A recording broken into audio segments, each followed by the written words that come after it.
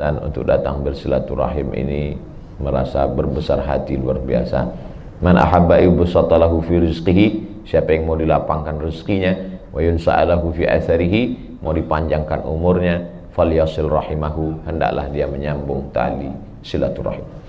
Makanya sering-sering kita buat pertemuan, maulid, Isra Mi'raj, nuzul Quran, tahun baru hijrah, ulang tahun pernikahan, selamatan rumah baru, selamatan mobil baru, asal jangan selamatan istri baru. Nah, kan udah ada, saya mancing aja dari situ. Jadi artinya inti dari casingnya aja itu sebenarnya, casingnya maulid, Isra Mi'raj, sebetulnya itu adalah memperkuat. Karena kalau badan ini rapuh. Badan ini rapuh. Berapa banyak orang yang lari keliling lapangan, badan sehat, dicek, bodybuilding, mati makan pil anjing gila. Tidak sanggup menghadapi hidup ini, berat. Hidup ini berat bagimu. Tapi kenapa dia menjadi ringan? Karena kita serahkan pada dia. La haula wala quwata illa billah. Bukan kuasa kita, bukan kemampuan kita. Makanya orang Islam itu nggak stres. Divonis dengan hukuman gantung mati. Pagi itu mau digantung, subuh itu masuklah orang ke kamar dia, mau mengajarkan syahadat. La ilaha illallah. Nanti kalau kamu digantung sebelum mati ucapkan itu ya, senyum dia. Senyum dia. Apa kata dia? Aku dihukum mati ini karena memperjuangkan la ilaha illallah. Ente ngajarin saya masuk ke sini ngajarin la ilaha illallah karena cuma mau dapat sesuap nasi. Jangan sempurnakan lagi sandiwara ini, kata dia. Aku mau digantung ini kan karena la ilaha illallah. Jabatannya waktu itu Deputi Menteri Pendidikan. Diutus oleh pemerintahan Gamal Abdel Nasser untuk belajar pendidikan, mensekulerkan orang Mesir ke Amerika. Tapi ternyata saat di sanalah dia menemukan mengapa mereka gembira begitu luar biasa, membuat pesta dansa, ketawa, karena pada hari itu ditembaknya Hasan al-Banna, tokoh pergerakan Islam yang sekarang dicap sebagai teroris dunia. Maka saat itu dia berpikir, kenapa saudaraku terbunuh, ditembak, mereka berbahagia? Berarti musuh. Disitulah bangkit girah keislamannya dan pulang memperjuangkan Islam, berakhir dengan keputusan hukum mati. Ternyata di penjara dia tidak stres. Tempat yang paling gelap, tempat tidak bisa baca, di situ pula lah tempat pembuangan sampah paling busuk. Supaya dia stres, supaya bunuh diri, supaya cepat mati. Ternyata di tempat itu dia menulis bait-bait syair begitu indah, terungkap dalam tafsir berjudul Fi Zilalil Quran, diterjemahkan ke dalam 50 bahasa dunia, bestseller. Dan ketika tafsir yang dia tulis itu sampai ke Presiden Irak, dibaca oleh Presiden Irak. Presiden Irak membaca syair begitu indah, terbuai seperti berada di tengah angin sepoi-sepoi. Dia tanya, ini siapa penulis tafsirnya? Dia sekarang sedang berada di penjara. Dia telepon Gamal Abdel Nasser. Gamal, tolong bebaskan dia dari penjara. Karena ini orang luar biasa tafsirnya saya baca. Maka Gamal Abdel Nasser pun mengutus seseorang masuk ke dalam penjara untuk memberikan tinta dan pena, kertas. Permintaannya cuma satu. Saya mohon maaf. Kalau mau minta mohon maaf, tidak jadi digantung. Ini kertas, ini pena. Tulis. Apa kata dia? As-sabbabatul lati tashhadu an la ilaha illallah. Telunjuk yang pernah bersaksi tiada Tuhan selain Allah 5 kali sehari semalam, tidak akan pernah mau meminta maaf kepada pemimpin yang zalim. Jadi orang kalau sudah paham dunia ini ringan bagi dia. Jadi Ustaz Somad udah sampai ke level itu, baru cerita aja. Andai sampai ke tingkat itu mungkin pucat juga. Takut juga. Baru dilaporkan 5 laporan aja pucat. Artinya apa? Ada orang yang sudah sampai pada tingkat zauq rasa, tapi ada orang baru sampai tingkat menceritakan rasa. Gubernur Jawa Barat mantan Pak Aher itu sudah sampai pada tingkat rasa, tapi saya baru sampai menceritakan tingkat baru bercerita rasa. Langsung keluar lagu Indonesia Raya. Kok tiba-tiba Ustaz cerita ingat Kang Aher? Saya datang ke kantor beliau. Katanya Jawa Barat ini kopinya terbaik di dunia. Yang ngaku gitu siapa? Ustaz Hanan Attaqi. Karena bibitnya dipilih, tanahnya dipilih, dan metik kopinya dipilih kopi yang sudah matang. Bukan mesin yang ngambil kopi mentah pun belum matang. Jadi dipilih, dimasak. Makanya kopi Jawa Barat terbaik, juara nomor sekian dunia. Saya sulit ngapalnya. Ustaz Hanan ingat. Ustaz Somad, kata Kang Aher, ini kopi terbaik Indonesia, bahkan juara dunia. Cara minumnya, saya pun diajari. Masukkan ke mulut, tahan, jangan telan dulu. Nah, gimana Ustaz? Udah terasa? Kata. Saya pun coba juga. Pahitnya minta ampun. Tapi Kang Aher sudah sampai pada tingkat rasa. Untuk merasakan nikmatnya kopi saja pun perlu bertahun-tahun melatihnya. Baru bisa merasakan ini tropika, ini robusta, ini Aceh, ini kopi gayo, ini kopi. Untuk merasakan kopi. Bagaimana mau merasakan manisnya? La ilaha illallah. Jadi jangan heran kenapa Ustaz Arifin Ilham tidak stres. Pernahkah dia menceritakan keluh kesahnya kepada Abdul Somad? Sekalipun tidak. Sampai akhirnya terkejut. Kenapa dia tidak pernah cerita? Kenapa dia tidak pernah berkeluh kesah? Malu dia menceritakan pemberian Allah, mengadunya kepada manusia. Aduh. Kita ngadunya bukan kepada manusia, ke Facebook. Allah yang ngasih, ngadunya ke Facebook. Apa kata Mark Zuckerberg? Aku sudah bolak-balik ngasih tahu, jangan doa ke aku. Tapi doanya di Facebook terus. Oleh sebab itu malu kita nanti bertemu dengan Allah Subhanahu wa taala. Jadi ada orang-orang yang sudah sampai pada cita rasa itu, dan setiap rasa kalau mau diungkapkan dengan kata-kata, 1000 kata terlalu miskin untuk menceritakan rasa. Makanya bagaimana kira-kira agaknya rasa Buya Hamka 4 tahun dalam penindasan itu.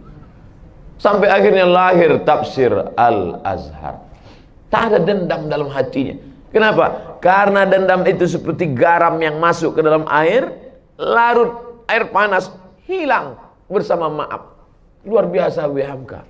Makanya saya kadang sakit hati juga dengan Buya Hamka ini. Dia nggak pernah ke Mesir, nggak pernah belajar di Azhar. Universitas Azhar manggil dia, dikasih doktor. Saya 4 tahun di Mesir, ngantrinya aja, naik bisnya aja gantung. Bis tinggi, kita pendek. Pulang cuman LC, lagi cemas. Ini Azhar kenapa begini, nggak adil. Ternyata engkau belum layak Abdul Somad. Ini orang tingkat zauknya luar biasa. Nggak perlu sekolah dia diberikan Allah Subhanahu wa taala. Tapi kalau bisa ceramah saja jangan dipotong. Ini dipotong waktu itu anak-anak nggak mau sekolah lagi. Makanya kalau dengar ceramah saya itu dari awal sampai akhir. Ini banyak orang-orang nggak punya duit, nggak bisa beli 2 giga, 4 giga. Dengar 5 menit akhirnya benci, marah. Dia dengar ceramah saya tentang hidup. Siapa yang mengenal hidup, maka ringan hidup ini baginya. Dunia ini hanya setengah sayap nyamuk. Besok nggak ada yang kerja lagi. Yang PNS tidur aja. Dibangunkan sama istrinya, mas nggak ngantor. Dunia hanya setengah sayap nyamuk. Nanti karyawan-karyawan Jerman pas diajak, gimana planning kita setahun ke depan 2021 bisnis kita? Pak, dunia ini hanya setetes air. Yang terlalu dikejarnya, nggak usah ngotot lah, dunia ini dapat nggak dapat pun nggak apa-apa. Oh, ini bisa kacau umat Islam.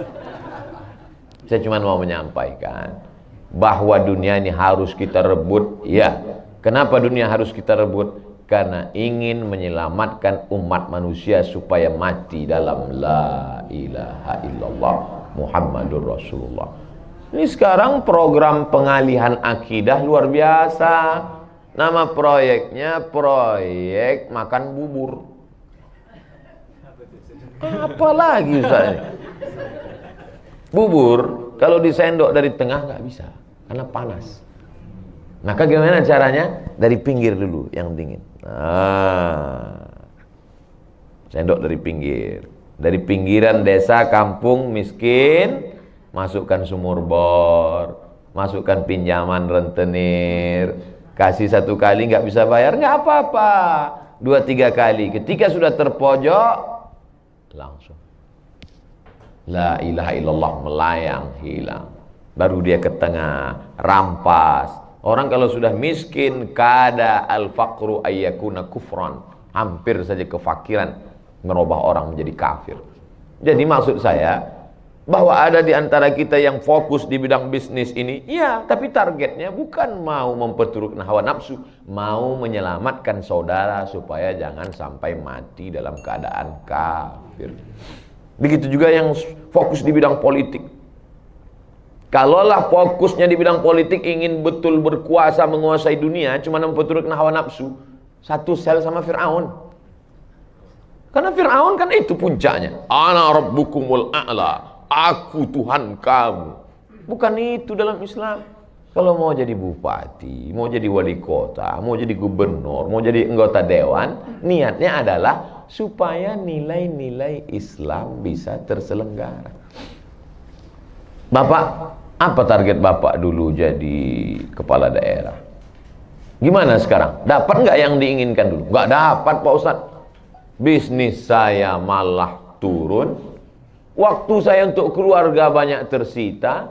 Dulu saya masih bisa liburan weekend, sekarang semuanya hari kerja karena ngurus ini. Lalu apa kepuasan Bapak jadi kepala daerah? Satu Pak Ustadz. Apa itu? Bisa berbuat banyak untuk umat. Ada beberapa tetes uang negara, uang APBD itu yang bisa untuk menolong anak yatim, fakir miskin, program memberangkatkan umroh, penggali kubur, orang mandikan jenazah. Artinya apa? Kalau sudah sendok ada di tangan, bisa makanan itu kita bagi kepada siapa yang kita punya. Itu tujuannya. Kan 2, 3 ini yang biasanya. Pendidikan, ekonomi, politik. Politik kalah, ekonomi kalah, pendidikan kalah. Kiamat sudah dekat, brother. Jadi ustadz ceramah, khutbah, tablik akbar, pendidikan. Karena saya bukan orang politik, saya bukan orang ekonomi. Politik tak punya bakat, ekonomi juga tidak. Pendidikan adalah dikit-dikit. Cuman pendidikan saya kalau cuman di kampus, di kelas mahasiswanya 20 orang, paling banyak 30. Sistem SKS, sistem kebut semalam. Besok mau ujian, malam ini dibaca. Pertemuan 16, 2 SKS, 16 tatap muka. Potong pertemuan pertama, perkenalan, UTS tengah semester, UAS akhir semester. Sekaligus Ustadz Abdul Somad. Potong libur hujan, libur banjir, libur asap. Tinggal libur demo. Tinggal 5 kali pertemuan. Nah, jadi saya pikir lebih banyak manfaatnya kalau saya tausiah, ceramah, direkam. Ustadz ceramah juga yang dengar nggak banyak di rumah Haji Herman. Tapi kalau diupload, mereka buka Ustadz Abdul Somad Official, subscribe, like, and share. Luar biasa. Oleh sebab itu apa maknanya? Ya kita manfaatkan multimedia. Nah, ini adalah salah satu cara. Itu saya tunjukkan. Apa beda ente sama orang yang YouTuber? Apa beda ente dengan Fir'aun? Apa beda ente dengan Qarun? Beda. Di mana letak bedanya? Cara memandang dunia dan apa target ke depan. Orang Islam kaya mau menyelamatkan saudaranya supaya jangan terjerumus dalam riba. Orang Islam punya kuasa mau menyelamatkan negerinya supaya jangan sampai turun bala musibah. Bayangkan kalau semua anggota dewan itu pro LGBT. Kita tinggal di negara demokrasi. Dalam demokrasi suara terbanyak suara Tuhan. Tiba-tiba ketua sidangnya hombreng.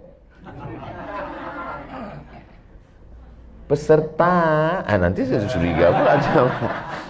Kira-kira gimana kalau kita sahkan undang-undang, maaf beribu maaf, boleh nikah sejenis.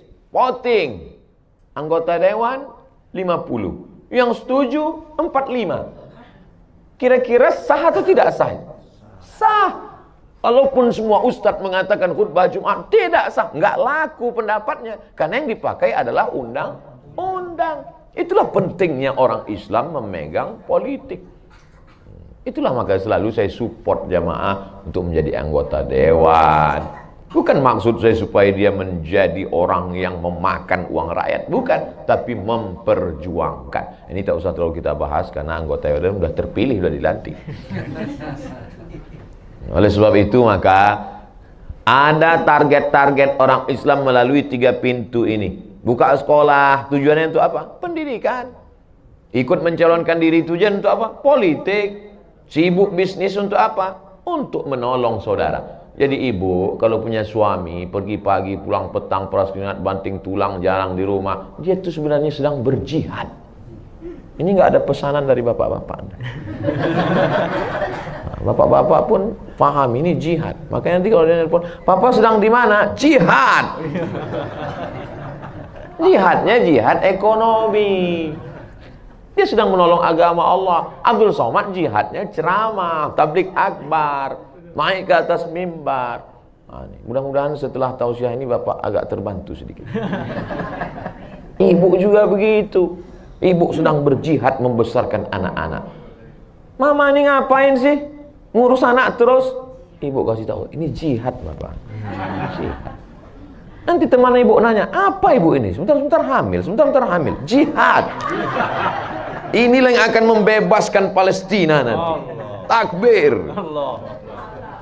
Tengok takbir ibu. Artinya apa? Al-hayatu jihad. Hidup ini adalah jihad. Tapi orang dengar ceramah saya sepotong-sepotong. Ketika keluar video saya, mari berjihad di Wamena, dipotongnya. Dibilangnya saya ngajak. Coba dengar ujungnya. Coba dengar baik-baik. Padahal videonya itu 1 menit untuk Instagram. 1 menit pun dia tak ada. Nampak betul nggak punya paketnya. Padahal di situ jelas-jelas saya katakan, wahai saudaraku orang Minangkabau, wahai saudaraku orang Makassar Bugis, wahai saudaraku orang Jawa, kalian orang-orang hebat. 3 suku ini saya sebutkan itu yang paling banyak merantau. Inilah masanya jihad ekonomi. Saudara kita yang pulang, sediakan kios dagang, beri bantuan modal, kirimkan ke nomor rekening berikut ini. Itu jihadnya, jihad ekonomi. Bukan saya katakan, pergi kalian ke sana, bawa senapan angin, pancung kepala. Nah ada. Tapi memang kita tidak bisa untuk berharap banyak kepada manusia. Pengharapan semakin besar, memperbesar kekecewaan. Kecewa paling besar adalah karena harapan yang terlalu besar. Maka jangan pernah menggantungkan harapan pada manusia, harapkanlah kepada dia. Kalau sudah semua orang tak lagi dapat diajak bertukar pikiran, maka berbisiklah ke tanah, berbisik ke lantai, berbisik ke bumi, supaya makhluk-makhluk langit mengaminkan doa-doa. Bukan hadis Nabi, saya dapat di grup WhatsApp. Bapak Ibu yang dimuliakan Allah, Bapak Ibu terlalu serius sekali. Kita bukan sedang tablik akbar nih. Saya dikasih tahu, Ustadz ceramahnya jangan lama-lama karena kue kotak belum dibuka. Ustadz 45 menit aja, habis nanti baru tanya jawab. Ini Ustadz Rusli dari Az-Zikra, beliau yang merekam. Ini sahabat saya dari TV One, memang beda. Dan ada beberapa tim dari Bandung. Tadi malam ada yang nanya di Cikarang, itu yang rame-rame pakai seragam itu tim UAS semua. Iya tim saya Pak. Banyak ya kata dia. Iya Pak, dari Riau semua? Enggak, saya sendiri aja dari Riau. Terus mereka ada yang dari Bandung, ada dari Bogor, ada Jakarta. Berikut mereka tahu saya datang, mereka datang semua pakai seragam. Banyak orang heran. Al-arwah junudum mujannadah. Ruh saya, ruh sahabat saya, ruh Haji Herman, ruh Ustadz Syukur, ruh kita semua dulu ketika di alam arwah itu seperti tentara yang berbaris-baris. Kalau ruh ini satu jiwa dia, maka di dunia ini nanti dipertemukan Allah SWT. Ustadz Syukur dari Pulau Jawa, tepatnya di Jakarta. Almarhum Ustadz Arifin Ilham Al-Banjari, orang Banjar, Kalimantan Selatan. Abdul Somad, hampir lahir di Eropa, cuman melesat ke saya di Sumatera, di Riau. Dari 3 pulau yang berbeda, dan kami tidak pernah sepakat. Tidak pernah dulu kami itu ada buat MOU dan. Tapi ketika di dunia ini bisa kami menyatu, ada saja cara Allah membuat kami dipertemukan. Tiba-tiba Ustaz Rusli menunjukkan video ke almarhum Al-Mukarram Ustaz Arifin Ilham. Ustaz, ini ada loh Ustaz dari Sumatera ceramah. Oh, pandai juga dia ceramah. Coba undang ke Az-Zikra. Saya pun dibawa ke Az-Zikra. Lalu kemudian mereka kenalkan pula dengan Ustaz Syukur. Akhirnya kami pun berkenalan. Begitu cepat Allah mempertemukan sesama orang baik. Ngaku pula orang baik. Insya Allah diakui Allah jadi orang baik. Dan kalau kita tanya jaringan orang yang sakau itu gitu juga. Ente jual apa? Jual rohipnol. Ente jual apa? Sabu-sabu. Ente jual apa? Ganja. Gimana dulu bisa bertemu? Setan mempertemukan kami. Alhamdulillah. Dulu sebelum roh kita itu berjumpa dengan jasad, ternyata kita sudah dipertemukan. Maka mungkin ada di antara Bapak Ibu ketika pertama melihat saya tadi, perasaan pernah melihat Ustadz ini di mana ya? Sebetulnya roh kita dulu pernah berjumpa. Sebelum ada tulang, sebelum ada kuku, sebelum ada darah, sebelum berjumpa dengan jasad. Ruh ini suci, tulus, murni, ikhlas, ridha, qanaah. Tapi ketika berjumpa dengan jasad, ruh ini cahaya, cahaya indah di atas. Sedangkan jasad ini tanah, tanah itu kotor di bawah. Ketika berjumpa ruh dengan jasad, datanglah sifat tamak, rakus, benci, bakhil, pelit, medit, kedekut, dan seterusnya. Maka kita disuruh menyaring ini semua. Akhirnya bapak-bapak, kiai-kiai, tuan-tuan guru bisa bertemu. Saya yakin kita ini semua hatinya sudah bersih. Saya ingat ceramah Ustaz Arifin Ilham, apa kata beliau? Hati itu ada karatnya. Membersihkan karat besi itu bagaimana? Tapi membersihkan karat di hati dengan zikir. Maka lahirlah generasi-generasi zikir. Fadzakir inna fa'atiz zikra. Ingatkan, mengingat Allah, maka bermanfaat. Dibersihkan dengan istighfar, dibersihkan dengan solawat, dibersihkan dengan zikir. Afdalu zikri fa'lam annahu la ilaha illallah. Maka memperbanyak zikir. Saya zikirnya pelan Pak Ustaz. Ya nggak apa-apa. Ada orang zikirnya lebih pelan, lebih khusyuk. Saking khusyuknya sampai meleleh dia. Tapi ada orang zikir saya kalau nggak kuat rasanya setan nggak kabur Pak Ustaz. La ilaha illallah. La. Yang penting substansinya sama-sama sih. Zikir, jangan kelahi. Udah tahu kawan zikirnya slow, dia kuat. Mau manas-manasin. La ilaha illallah. Nah, itu kan ngajak kelahi namanya. Orang berzikir nggak bakal kelahi karena konsentrasi dia adalah mendekatkan diri kepada Allah Subhanahu wa ta'ala. Jadi di dunia tempat persinggahan yang hanya sebelah sayap nyamuk setetes air ini, apa yang mau diperebutkan sebenarnya? Setelah itu kita pun keluar dari dunia ini, caranya macam-macam. Ustadz ini dulu keluarnya gimana? Kecelakaan lalu lintas, innalillahi wa inna ilaihi raji'un. Ustadz ini kenapa? Terlalu banyak minum teh manis, diabetes meletus, meninggal. Ustadz ini kenapa? Selalu diundang ceramah, akikah, walimah, makan kambing, kolesterol naik, darah tinggi, kunang-kunang mati. Ustadz ini kenapa? Nggak ketahuan takdir Allah Subhanahu wa ta'ala. Ustadz ini kenapa? Belum pernah saya dengar orang ketika ditanya, Bu, iya, suami ibu meninggal kenapa? Dicabut malaikat maut. Belum pernah. Selalunya kenapa? Itulah Pak Ustadz, saya nggak tahu sebabnya apa, tiba-tiba pas malam itu tidur, memang sih dia waktu itu ngomong, mama kalau papa nanti meninggal gimana ya, tiba-tiba pas dibangunkan subuh udah dingin aja, meninggal.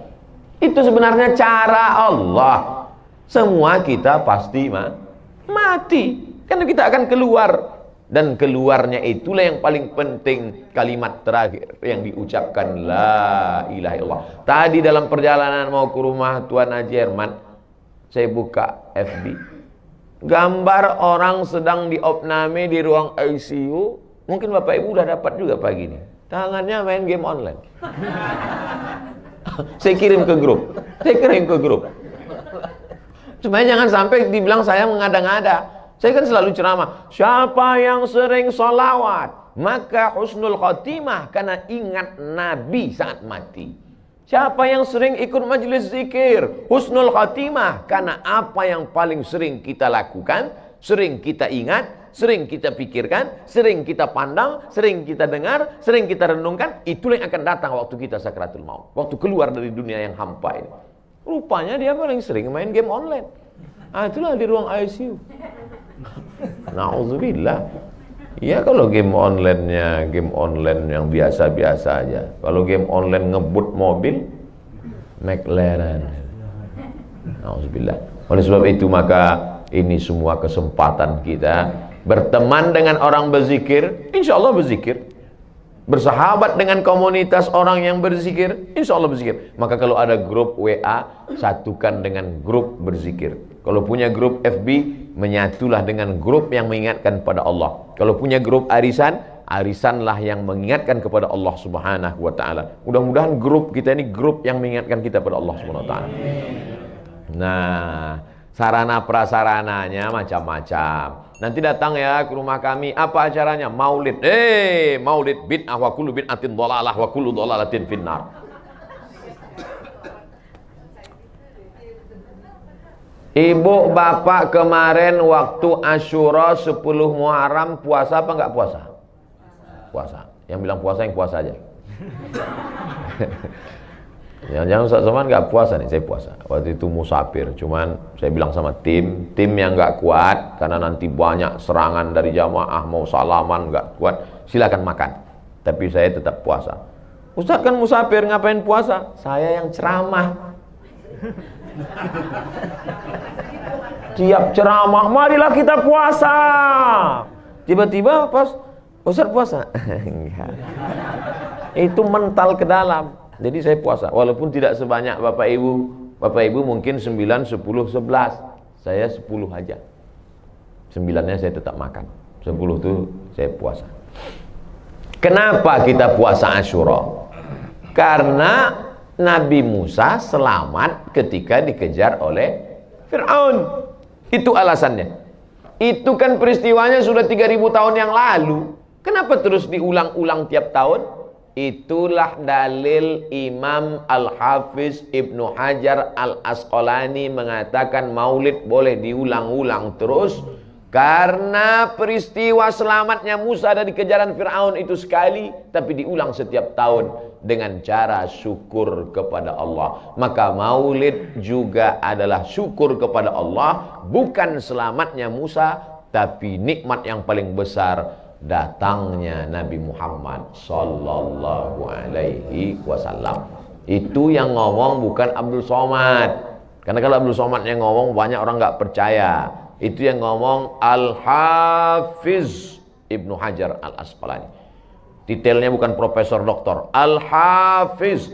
Al-Hafiz itu artinya apa Pak Ustaz? Hafal hadis 300.000. Baru dapat detail Al-Hafiz. Al-Hafiz Ibnu Hajar Al-Asqalani yang mensyarah Sahih Bukhari, yang hafal 300.000 hadis, yang ahli usul fikih mengatakan maulid itu boleh. Tiba-tiba ada ustadz yang hafal hadis 3, itu pun kalau laptopnya hidup. Al-ilmu fil laptop. Mati laptop, mati, habis baterai, habis ilmu. Baca sanad, hilang matan, baca matan, hilang sanad. Tiba-tiba mengatakan maulid bid'ah. Saya nggak ngajak Bapak Ibu. Saya cuma mengatakan, saya lebih percaya Al-Hafiz daripada al-laptop. Ada satu lagi Al-Hafiz, namanya Jalaluddin Abdurrahman As-Suyuti.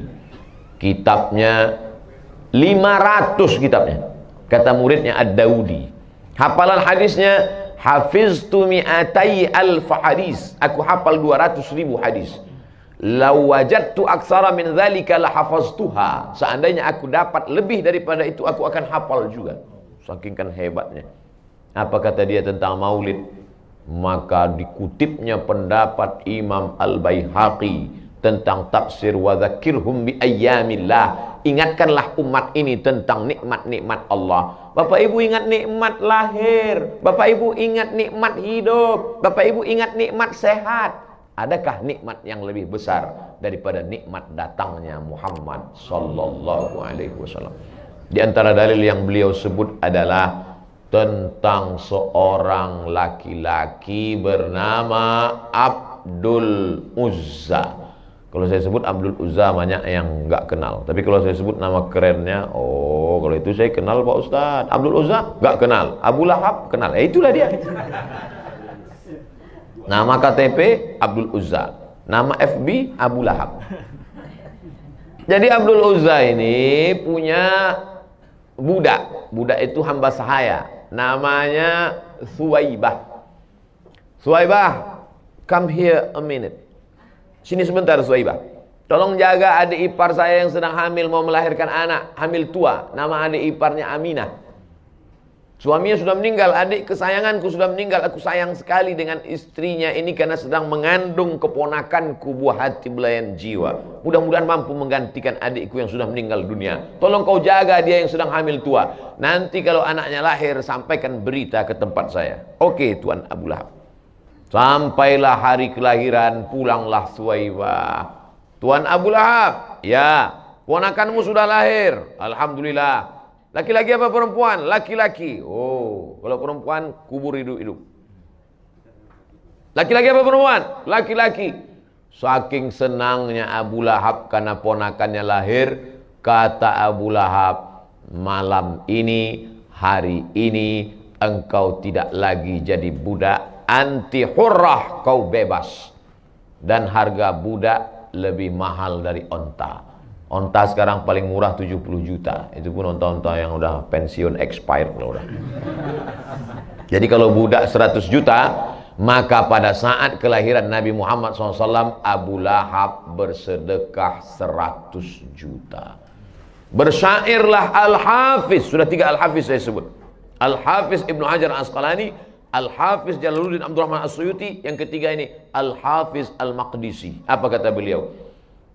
Idza kana hadza kafiran ja'a dhammuhu tabbat yadahu fil jahimi mukhlida ata'annahu fi kulli yaumil itsnaini abada yukhaffaf anhu al-'adzabu masruran bi ahmada fa kaifa billadzi tula umruhu bi ahmada masruran wa mata muwahhida.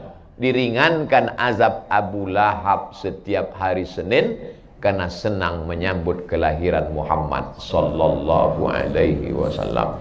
Buka dalam Sahih Al-Bukhari cerita tentang paman Nabi bernama Abbas mimpi ketemu dengan Abu Lahab, saudara kandung Abbas, Abdullah, Abu Lahab, Hamzah bin Abdul Muttalib. Hai Abbas, Abbas bermimpi berjumpa dengan Abu Lahab. Hai Abu Lahab, ya, apakah engkau masuk neraka? Pasti. Tabbat syada Abi Lahabin wa tab. Gimana neraka itu Abu Lahab? Panas, kata Abu Lahab. Tapi azabku diringankan setiap hari Senin karena aku senang menyambut kelahiran Muhammad sallallahu alaihi wasallam. Jadi kalau ada di antara jamaah senang maulid tapi nggak sholat, nah itu satu sel sama Abu Lahab. Diringankan azabnya karena senang. Idza kana hadza kafiran ja'a dhammuhu. Kalau si kafir yang sudah jelas masuk neraka ini, tabat yadahu fil jahimi mukhlida, kekal selamanya dalam api neraka. Ata'annahu fi kulli yaumil itsnaini. Itsnaini. Orang Arab menyebutnya itsnain. Orang Jakarta nyebutnya Senin. Ata'annahu fi kulli yaumil itsnaini. maka setiap hari Senin diringankan azabnya. Fa kaifa billadzi tula umrihi, bagaimana dengan orang yang sepanjang umurnya bi ahmada masruran wa mata muwahhida, senang menyambut Muhammad dan mati dalam keadaan bertauhid la ilaha illallah Muhammadur Rasulullah. Itulah dalil-dalil maulid. Jadi dulu ada sahabat saya S3 dari Madinah. Datanglah doktor Syekh dari Madinah. Beliau penterjemahnya. Ditanya, Syekh, diajak acara maulid, cuman dibuat di situ acaranya bukan maulid, pakai bahasa Indonesia maulid. Dia kan nggak bisa baca Latin. Buatlah acara, baca Quran, sambutan dari ketua masjid, ceramah, habis itu makan-makan secukupnya. Ada yang dapat, ada yang enggak. Pas selesai acara, ditanya si Syekh tadi, Syekh, apa hukum maulid? Maulid haram, bid'ah. Syekh, acara kita ini maulid. Apa katanya?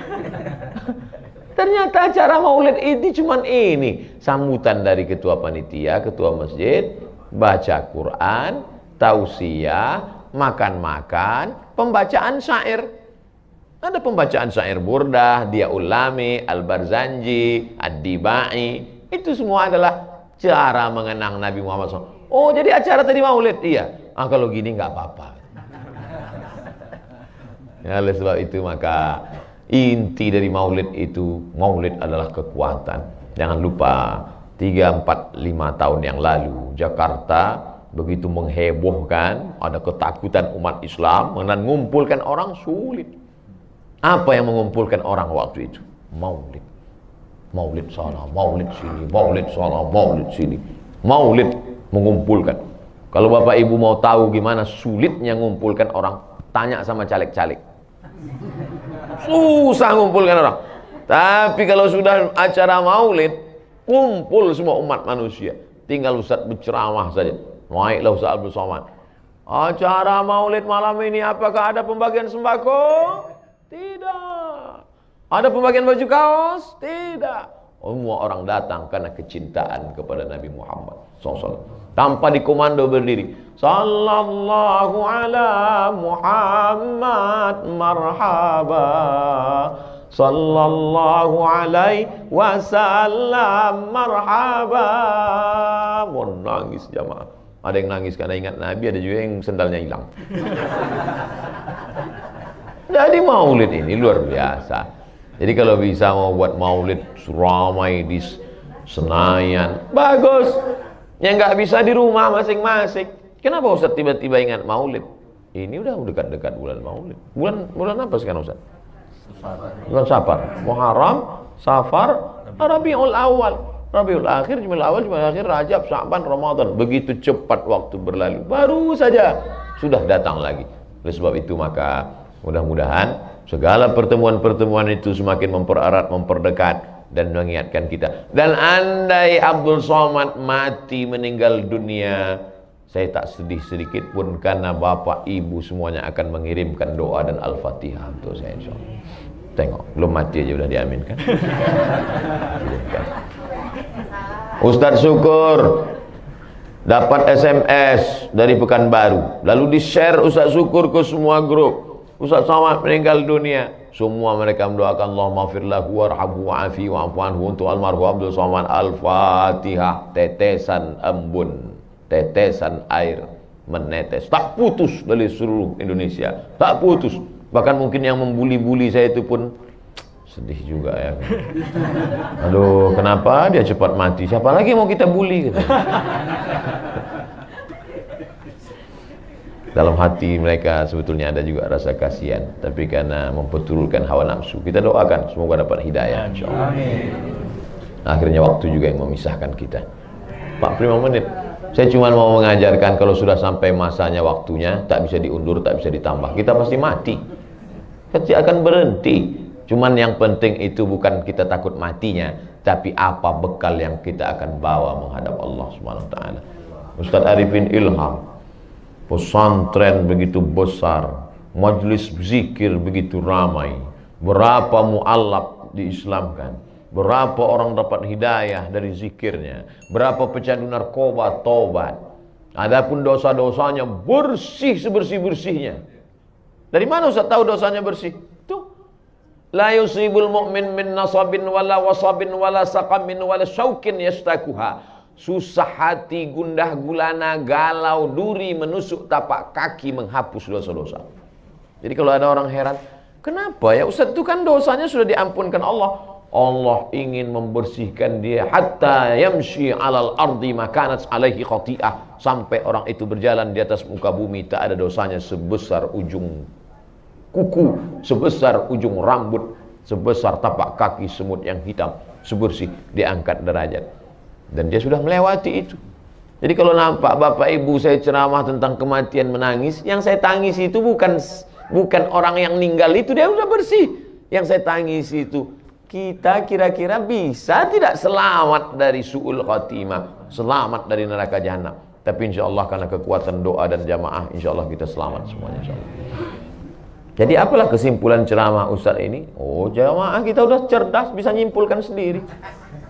Apalagi jamaah ini jamaah kelas VVIP, very very important person. VVIP di dunia, mudah-mudahan di akhirat kita juga masuk surga VVIP. Begitu jamaah masuk surga semuanya, mereka cari saya, nggak ada. Mereka tanya malaikat, malaikat Ustaz Somad di mana? Kata malaikat, dia sudah di VVIP duluan. Amin ya Rabbal alamin. Abdul Somad masuk surga bukan karena amalnya. Abdul Somad masuk surga bukan karena zikirnya. Abdul Somad masuk surga karena rahmat Allah. Rahmat Allah itu turun karena doa jamaah. Jamaah selalu mendoakan, jamaah selalu memintakan ampun. An-namlatu fi juhriha, semut-semut dalam sarang, wal hutu fil bahri, ikan-ikan dalam kolam, semuanya mendoakan orang-orang yang baik. Itulah mengapa kita selalu minta jadi orang baik. Allahumma ja'alni minat tawabin waj'alni minal mutatahhirin waj'alni min ibadikas sholihin. Minta anak pun minta anak yang baik. Rabbi habli minas sholihin. Minta istri pun istri yang baik. Zaujatun sholihah. Mudah-mudahan kita senantiasa dalam kebaikan. Amin ya rabbal alamin. Terima kasih segala perhatian. Mohon maaf segala kekhilafan dan kesilapan. 45 menit kita bermakna. Ada pertanyaan-pertanyaan akan saya jawab yang bisa saya jawab. Yang tak bisa saya jawab akan saya bawa pulang ke Riau. Nanti saya baca-baca buku lagi, saya cari-cari, baru saya kirimkan jawabannya melalui video. Terima kasih. Wassalamualaikum warahmatullahi wabarakatuh.